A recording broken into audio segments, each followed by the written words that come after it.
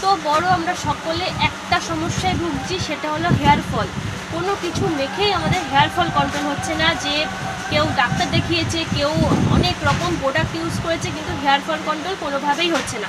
তোমরা একটা ভালো অয়েলের কথা আমাকে জিজ্ঞাসা করছো যে দিদি হেয়ার ফল কন্ট্রোলের জন্য একটা ভালো হেয়ার অয়েল কোনটা হবে। এই ভিডিওটা আমি আগেও করেছি, আবারও করছি। তোমরা মামাআর্থের অনিয়ন হেয়ার অয়েলটা চুজ করতে পারো। এটা সপ্তাহে 2 দিন ইউজ করতে হবে। যেদিন তোমরা ইউজ করবে তার পরের দিন এটা শ্যাম্পু করে, মানে রাত্রিবেলা যদি ইউজ করো তাহলে পরের দিন সকালে এটা শ্যাম্পু করে ধুয়ে নিতে হবে।